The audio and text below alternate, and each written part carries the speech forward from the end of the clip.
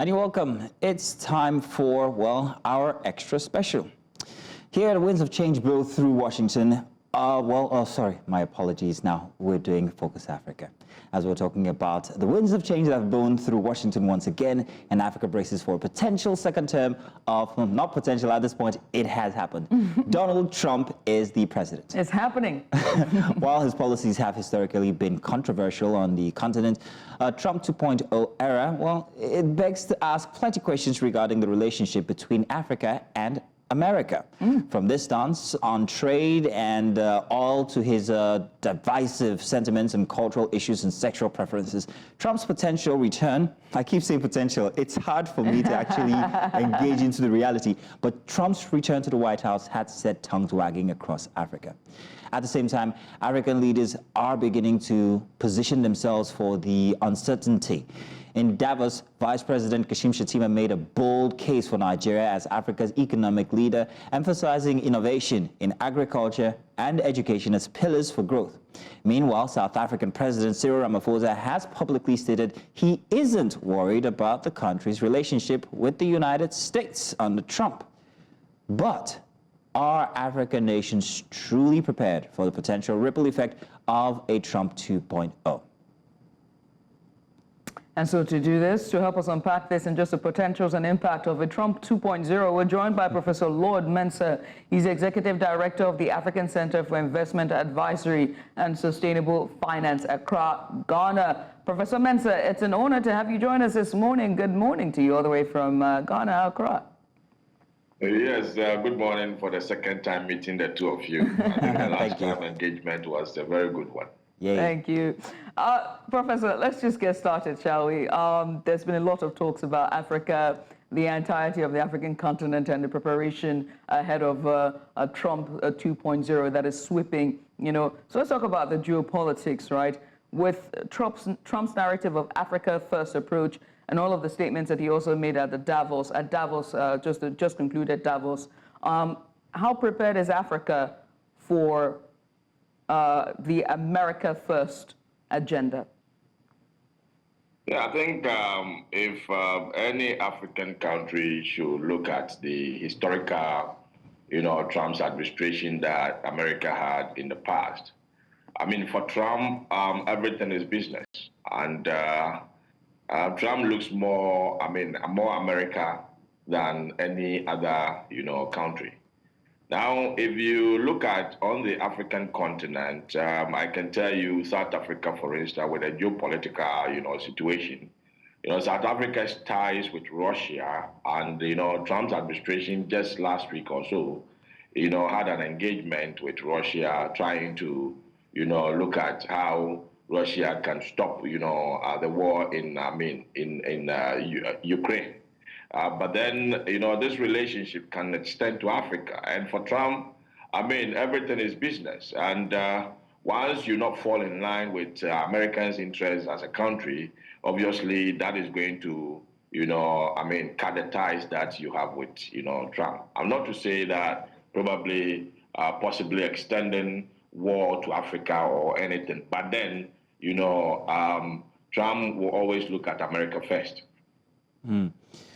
Prof, I'm very worried about AGOA. That's the Africa Growth and Opportunity Act. I don't know if this Trump America First agenda is going to be very, advantageous for Africa here. How do you see the Trump administration shaping the relationship between Africa and America? With AGOA, I think it's more of aid-oriented than, bizness. And like I mentioned in my earlier submission, Trump is more of a business. So I believe Trump will look at more of, bilateral agreements, trade deals, rather than looking at multilateral, agreements like the AGOA. So from where I sit, Trump will always look at what he's going to benefit, as far as Americans are concerned, rather than looking at, so Africans, African leaders must sharpen, their way of, doing business as far as the benefits are concerned. If you take, for instance, investment in defense and other things, Trump will always put something in Africa when it's going to benefit America. Otherwise, I mean, you're not going to get any engagement from him. He's a businessman, and he's not more socially oriented, where you can say that, look, this is a country where they're trying to, I mean, position themselves for mutual benefit as far as, I mean, social, orientation is concerned. But that is not what, Trump stands for. He believes in business. And So do you think whatever does AGOA benefit America in any way, shape, or form? Well, it's more of one-sided if you look at it carefully. And like I said, Trump would definitely go for bilateral agreement instead of a multilateral agreement like AGOA. Okay. Professor, let's also talk about, oil, the oil market. I'm looking at the countries that are in OPEC. There are just two African countries that are in the OPEC, and that's Angola and Nigeria. And the reason why I want to ask this question is because during his inauguration speech, Trump said, drill, baby, drill, meaning that they're making a shift away from cleaner energy and renewable energy. In fact, he's pulled down all the windmills, shut them down, and the executive order is to drill oil and get into the oil market. He also said during his Davos speech that he asked OPEC to reduce their prices, and we saw this during the last time, during the Trump 1.0 administration, where he asked OPEC to reduce their price, they refused to reduce their price, and then he flooded the market with the American oil. Now we're seeing this. Would this happen again a second time? And what would it mean for the OPEC countries who are trying to peg their prices at a higher rate so that they could make money for their budgets and for their nation? What will happen to oil? Yeah, obviously, I mean, he's a businessman. And I mean, most of the African countries as it stands now, I mean, clearly their spine of their economies are mainly on oil.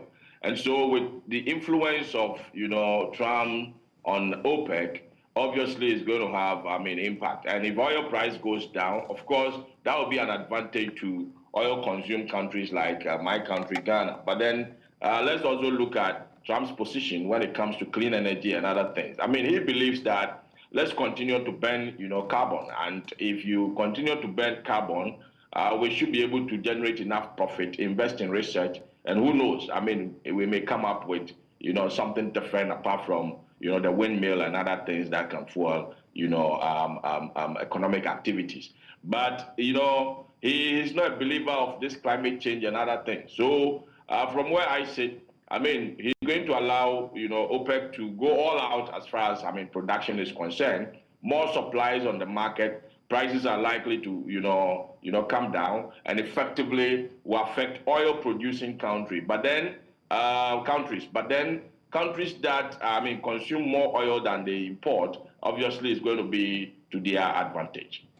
And then what now happens to our dollar reliance, if he's making this move? Because dollar is very much dominant, especially for African country.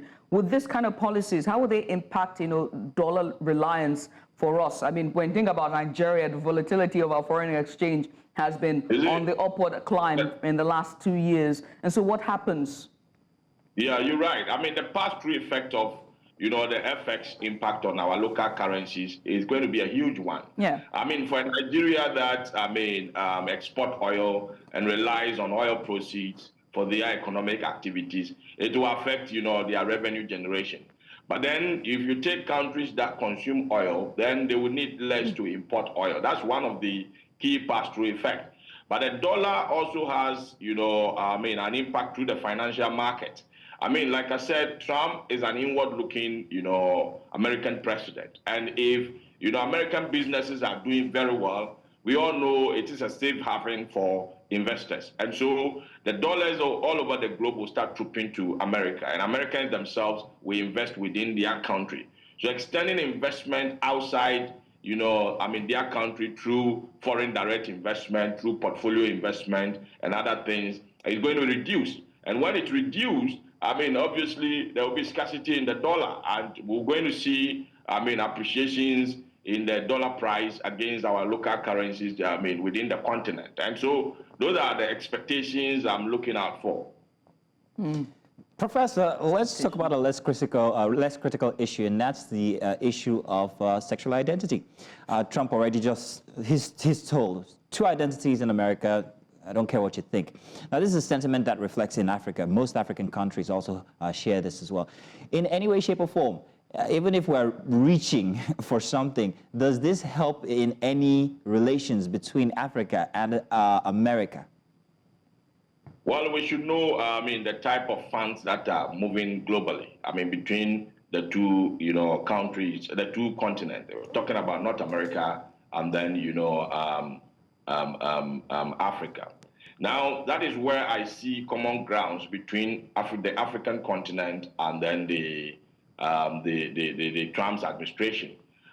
Beyond that, what we need to understand is that most of the global funds that are moving are more or less, inclusive oriented.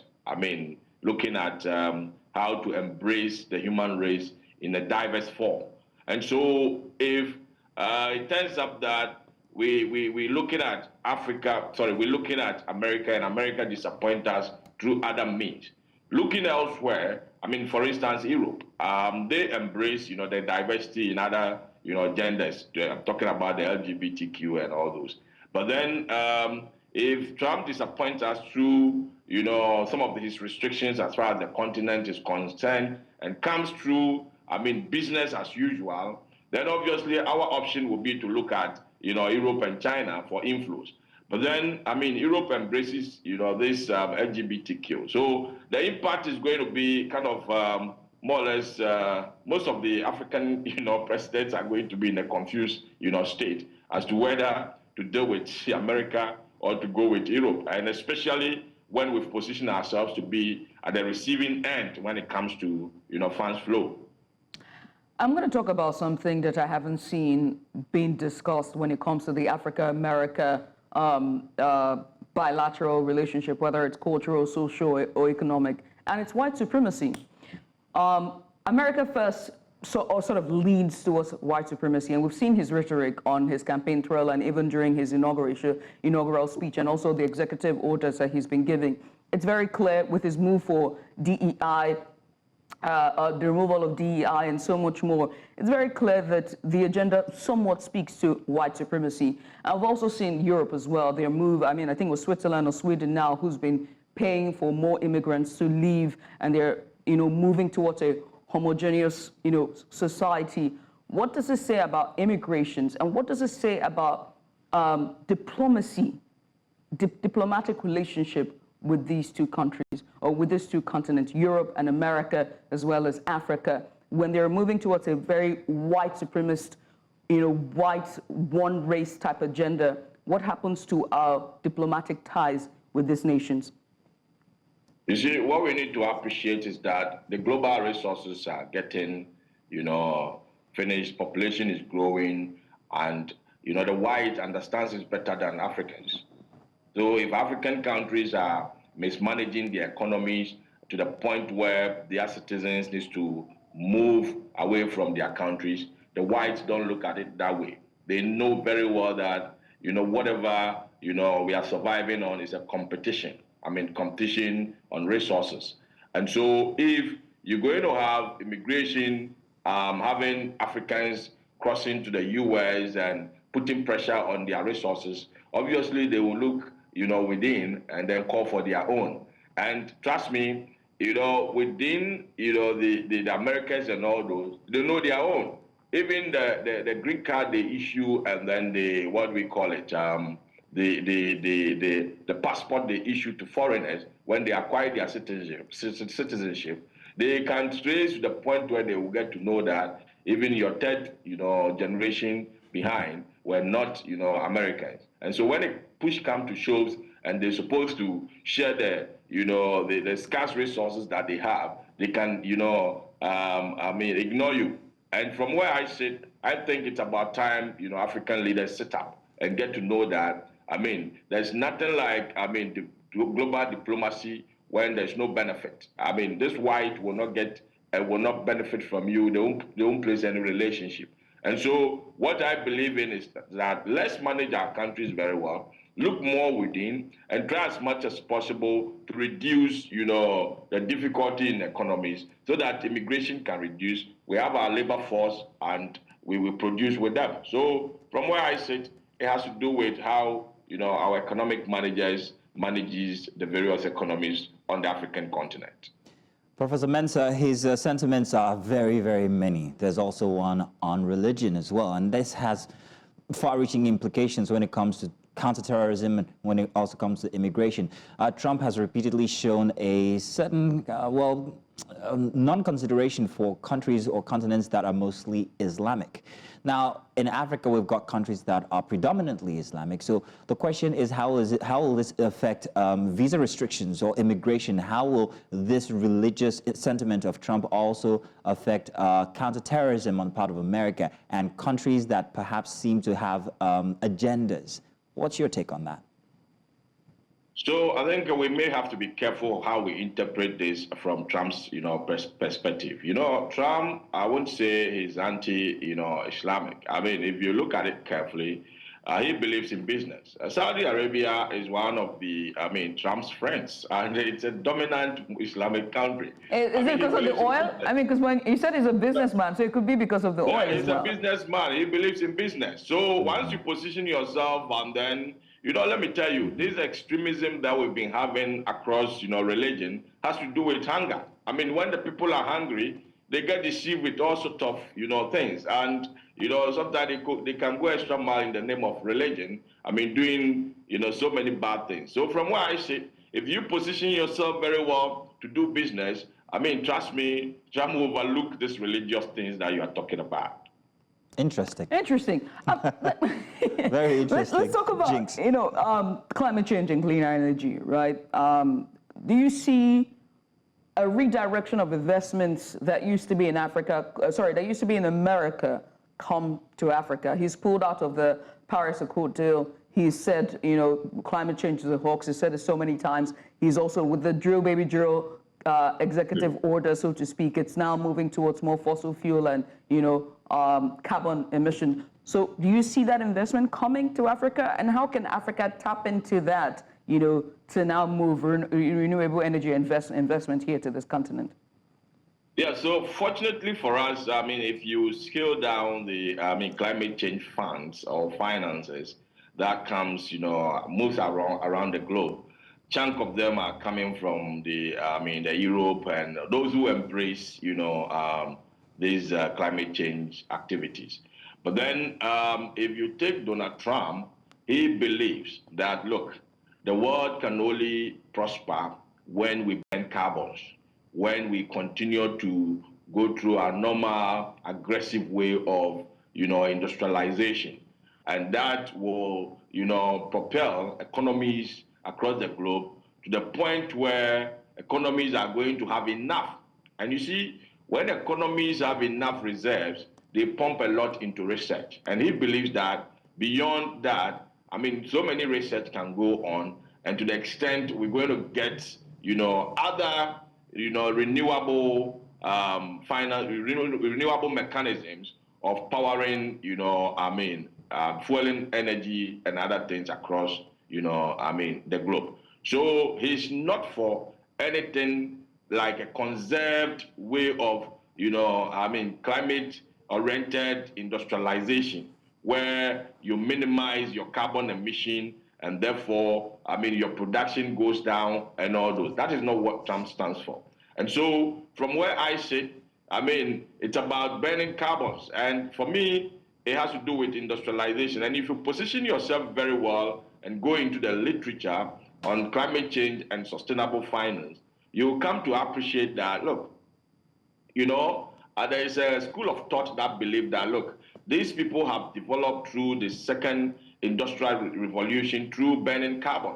And so to the point where, the development has gotten to its peak, one of the strategies is to siphon, Africa's economic growth, because they know the next frontier of economies that has to grow or that has the potential to grow is Africa. And so if they limit Africa through, financing mechanisms like climate, change and other things, they should be able to reduce, the growth that Africa stands for. So one in itself, with Trump's position, it is an advantage to Africa. On the other hand, looking at the global market and the funds flow when it comes to, climate change, we're not going to have good relationship with Europe and, other, countries that support this climate change. Professor Mensah, I'm begging the producers for just 1 minute, so you're going to have to summarize this final answer. What's your take on the birthright citizenship? Is this another intention or aim at creating a monolithic race in society like Judith referred to earlier? I think that has been counted as of yesterday, and it's not coming up as promised by Trump. But then, if you look at the entire America is full of immigrants. Trump himself once or some time ago was an immigrant. I mean, if you take his background, you trace his generations, they're coming from Scotland. So the entire America was built by immigrants, and so their a birthright citizenship is engrossed in their constitution, and it would take it will be difficult for Trump to revise it. One way or the other. American needs people. Yesterday I was watching CNN.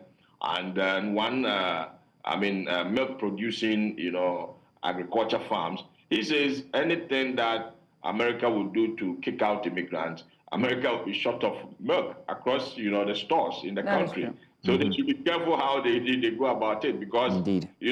It's the immigrant that do most of the donkey jobs, most of the hard shoulder up, jobs. Yes. This is very true. They really have, the system needs them one way or the other. And Absolutely. you see, the system needs them in a sense that some of their labor output does not go through the system, and before they even gain their papers to become citizens and you can track, the tax that you are gaining from them, right, they would have put a lot into the system illegally, and through taxes, the country benefits from them. So the economy needs them. It's like the UK, same way. Honestly, it's a country built, with the UK, that's an even different conversation entirely. It's really built on the backs of, brown and colored countries like ourselves. The illegal immigrants and all those, they really have one way or the other. Because when they work and you tax them, some of them, it just goes to the state.